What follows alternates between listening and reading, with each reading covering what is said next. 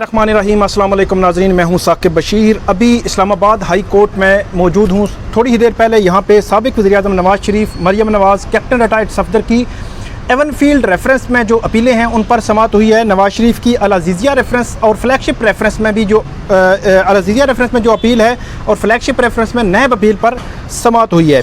آج کی سماعت کا آنکھوں دیکھا احوال بتانے سے پہلے آج کمرہ عدالت میں سماعت سے قبل کیا ہوتا رہا وہ میں آپ کے سامنے رکھوں گا۔ 12:30 کورٹ کا ٹائم ہے، تقریباً 12:15 بجے میں بھی کورٹ میں پہنچا تو کورٹ جو ہے وہ کھچا کھچ بھری ہوئی تھی۔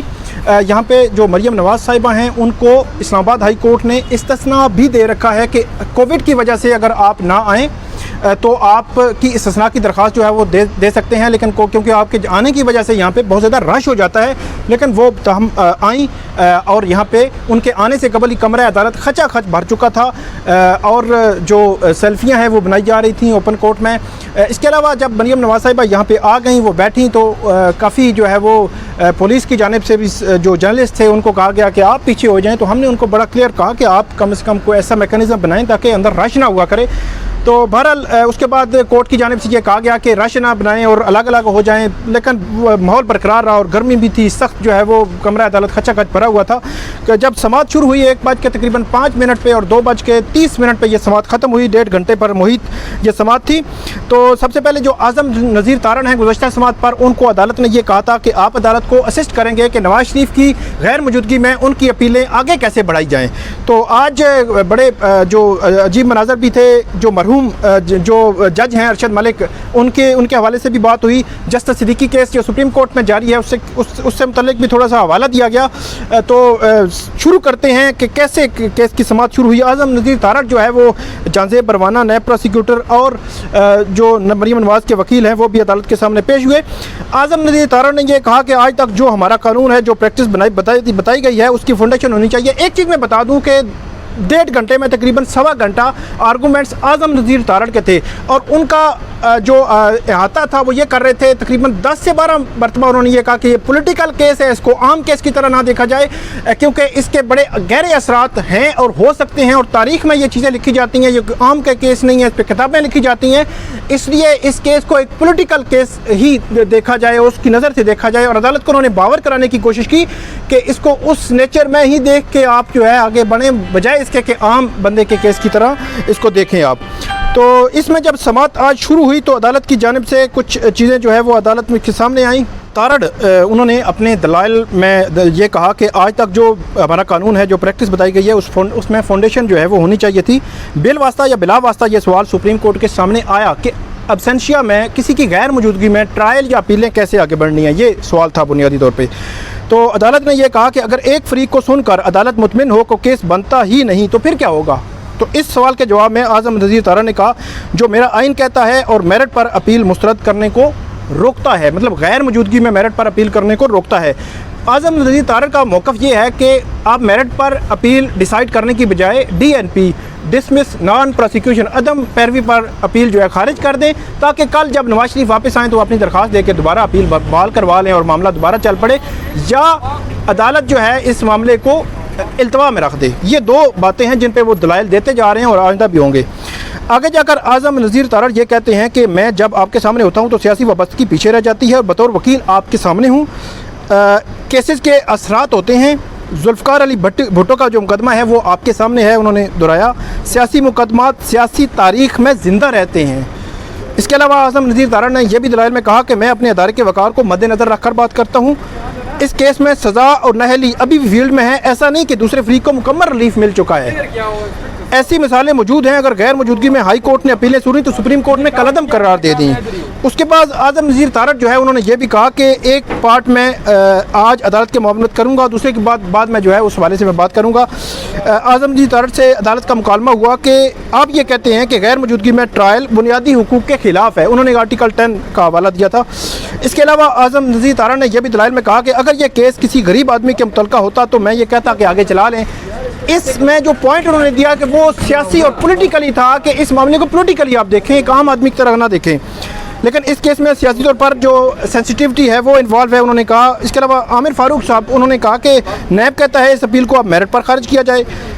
یہ اپیل لیکن سماعت کے لیے منظور ہو چکی ہوئی تھی، تو اس پر جو اعظم نذیر تارڑ نے عدالت کو یہ کہا کہ عدالتوں کی کچھ نظیریں موجود ہیں، عدالتیں کہتی رہی ہیں کہ ایسی صورتحال میرٹ پر نہ ہو، اصل فیصلہ جو ہے میرٹ پر نہ ہو عدم موجودگی میں، اور سیاسی لحاظ سے ایسی صورتحال میں وہ راستہ اپنانا چاہیے جس سے کسی کا نقصان نہ ہو۔ تو اس میں یہ وہ شائبہ دے رہے تھے کہ شاید عدالت ان کی غیر موجودگی میں کوئی فیصلہ کرتے تو یہ پولیٹیکلی کیونکہ سینسٹیولی انوالو ہے تو اس کا فیوچر میں عدلیہ پر تنقید ہو سکتی ہے، اور عدلیہ کا نقصان تو میرے خیال میں نہیں ہو سکتا، تنقید کی حد تک اب کہہ سکتے ہیں۔ آگے جا کر اعظم نذیر تارڑ یہ کہتے ہیں کہ سیاسی مقدمات صرف قانون کی کتابوں میں نہیں، تاریخی کتابوں میں وہ لکھے گئے ہیں۔ بھٹو کیس کا بھی انہوں نے حوالہ دیا۔ اس کے علاوہ انہوں نے کہا کہ جو عدالت نے تمام فریقین کو ایک نظر سے دیکھنا ہے، اس بات سے انکار ممکن نہیں کہ مختلف کیسوں کے فیصلوں کے مختلف مضمرات ہوتے ہیں۔ یہ بھی انہوں نے پھر سیاسی پوائنٹ آف ویو سے بات کی۔ آگے جا کر وہ کہتے ہیں کہ اس کیس میں صرف سزا معطلی کا عارضی ریلیف دیا گیا ہے، اور جو پروسیکیوٹر نیب نے صدیقی کے میرٹ پر اپیل مسترد کی جائے، یہ عدالت نے دوبارہ جو ہے دہرایا، ان کے سامنے رکھا۔ تو اعظم نذیر تارڑ نے یہ کہا کہ میں کچھ نکات پر مزید معاونت اگلی تاریخ پر کروں گا۔ کیا نواز شریف کا وکیل خود مقرر کر کے کیس آگے بڑھایا جا سکتا ہے؟ اس دوران جسٹس عامر فاروق نے یہ سوال ان کے سامنے رکھ دیا۔ تو اس دوران جو اعظم نذیر تارڑ نے انہوں نے کہا قانون اجازت دیتا ہے کہ ملزم مرضی کا وکیل کرے، اور ریاست کا وکیل فراہم کرنا کچھ مخصوص حالات کے لیے ہے۔ ان حالات میں ملزم کا خود عدالت میں موجود ہونا ضروری ہوتا ہے۔ آرٹیکل 4 اور آرٹیکل 10A کو بھی دیکھنا چاہیے، یہ انہوں نے کہا۔ اور یہ کہا کہ 10A لمٹ نہیں ہے کہ وہ صرف ٹرائل کے لیے یا اپیل کے لیے ہو، کیونکہ جسٹس محسن اختر کیانی نے کہا تھا کہ اپیل اور ٹرائل الگ الگ ہیں، آپ ٹرائل کی بات کر رہے ہیں، ہمارے سامنے اپیلیں ہیں۔ تو انہوں نے کہا، اعظم نذیر تارڑ نے یہ بھی کہا کہ ہو سکتا ہے مجھ پر تنقید ہو، لیکن میں سمجھتا ہوں کہ ایسے ایڈونچر جو ہے وہ نہیں ہونے چاہیے جس کے امپیکٹ جو ہے وہ عدلیہ پر آئے، جوڈیشری پر آئے۔ اور یہ بھی کہا جائے گا کہ باقی کیسز کے التوا میں رکھا جاتا ہے لیکن اس کو نہیں رکھا جا رہا، یہ انہوں نے بات کی۔ اور یہ بھی کہا کہ اس میں بہت زیادہ مٹیریل، بہت زیادہ البم انوالو ہیں، تو آپ اس کو کیسے آگے لے کر چل سکتے ہیں۔ یہ بھی کہا انہوں نے کہ ایک لمحے کے لیے ہم سوچ لیں کہ سزا برقرار رہے گی تو اس کا عمل درآمد کیسے ہوگا جب بندے یہاں پہ موجود نہیں ہیں۔ یہ انہوں نے عدالت کے سامنے پوائنٹ رکھا، اور یہ کہا کہ کل اگر سپریم کورٹ میں جا کر یہی اپیلیں واپس آ جائیں تو آج جتنی پریکٹس کی ہوگی 2-2.5 سال میں وہ ساری رائے گاہ جائے گی، یہ وقت ضائع ہوگا، قیمتی وقت ہے۔ تو جسٹس محسن اختر کیانی نے کہا نواز شریف کا غیر حاضری میں ٹرائل نہیں ہوا، نواز شریف ٹرائل کے دوران یہاں موجود تھے جنہیں آپ دفاع کا موقع بھی ملا، اور نواز شریف کی اپیل ان کی غیر موجودگی میں سننے کا معاملہ ہمارے سامنے ہے۔ تو یہ انہوں نے کہا، اور اعظم نذیر تارڑ نے پھر وہی بات دہرائی اور یہ کہا کہ اگر عدالتی قیمتی وقت لاگ کر فیصلہ بھی ہو جائے تو سزا کا عمل درآمد کیسے ہوگا۔ تو جسٹس محسن اختر کیانی جو ہے انہوں نے کہا کہ ہمارے سامنے کیس ذرا الگ کیٹیگری کا ہے، یہ کیس کی موجودگی میں ٹرائل کا معاملہ نہیں ہے۔ اس دوران اعظم نذیر تارڑ یہ کہتے ہیں کہ اگر آپ فیصلہ کر دیں تو کل کہا جائے گا کہ نواز شریف باہر بیٹھے تھے اور انہوں نے آپ نے جو ہے وہ بری کر دیا، اور بین سطور انہوں نے کہا کہ یہ میں بات کر رہا ہوں پھر وہی پولیٹیکل نیچر کی۔ تو انہوں نے کہا کہ یہ عدالت کا ان سے جو ہے مکالمہ ہوا، آپ نے کہا وہ یہی ہے کہ فیصلے پر تنقید ہوگی اور سیاسی معاملات اس میں انوالو ہیں، یہ عدالت نے کہا۔ اور آگے جا کر یہ کہ اپیل اگر ریگولر سماعت کے لیے منظور ہو جائے تو یہ ٹرائل کے لیے آگے بڑھنے کے مترادف ہے، یہ اعظم نذیر تارڑ نے ٹرائل کے حوالے سے بات کی۔ اور اس کے علاوہ جو مریم نواز اور کیپٹن ڈیڑھ صفدر کی اپیلیں ہیں ان پر کیسے جو ہے آگے بڑھا جا سکتا ہے، یہ بھی عدالت نے پوچھا ہے۔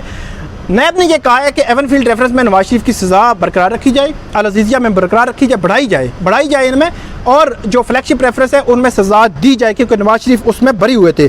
اس دوران اعظم نذیر تارڑ نے جج ارشد ملک جو مرحوم ہیں، اللہ تعالیٰ ان کو جنت میں جگہ دے، وہ ان کی بات ہوئی، ان کے حوالے سے یہ کہا گیا کہ ابھی ان معاملات کو بھی آپ نے دیکھنا ہے، کیونکہ جو کل کہا جائے گا کہ ان کو دیکھا نہیں گیا، ان کو سنا نہیں گیا، کیونکہ ہمارا کیس تھوڑا ڈفرینٹ نیچر کا تھا۔ پھر انہوں نے جسٹس صدیقی کے حوالے سے ان کا اشارہ دیتے ہوئے کہا کہ کل سپریم کورٹ میں کیا ہوا، کیا باتیں ہوئیں، کیا معاملہ ہوا، وہ بھی آپ کے سامنے ہے۔ لیکن اس دوران جسٹس محسن اختر کیانی نے کہا کہ جو بات ہمارے سامنے نہیں ہے ایسی بات آپ نہ کریں، آپ جو جتنا آپ کو سوال آپ کے سامنے رکھا ہے آپ وہی بات کریں۔ تو اس دوران پھر انہوں نے سیاسی نوعیت کے اس معاملات کو آگے حوالے سے بات کرنے کی کوشش کی، تاہم عدالت نے ان کو روک دیا اور جسٹس صدیقی کے کیس پر بات کرنے سے بھی روک دیا۔ نئے پروسیکیوٹر نے کہا کہ جو میں پولیٹیکلی بات نہیں کروں گا، میں تو لیگلی بات کروں گا، اور انہوں نے وہ ساری عدالت کے سامنے چیزیں رکھ دی اور یہ کہا کہ نواز شریف کی جو درخواست ہے، اپیل ہے، اس کو مسترد کیا جائے۔ اب 23 جون کو دوبارہ اعظم نذیر تارڑ جو دلائل دیں گے، دیکھتے ہیں اس میں کیا ہوتا ہے اور کیسے جو یہ معاملہ آگے بڑھتا ہے۔ عدالت نے کہا ہے کہ جو جواب کی کاپیاں وہ ایکسچینج اب کر لیں۔ اب 23 جون تک کیس کی سماعت ملتوی کر دی گئی ہے۔ امید ہے آپ کو یہ پسند آئے گی، اس پہ آپ کامنٹ ضرور کیجیے گا۔ بہت شکریہ۔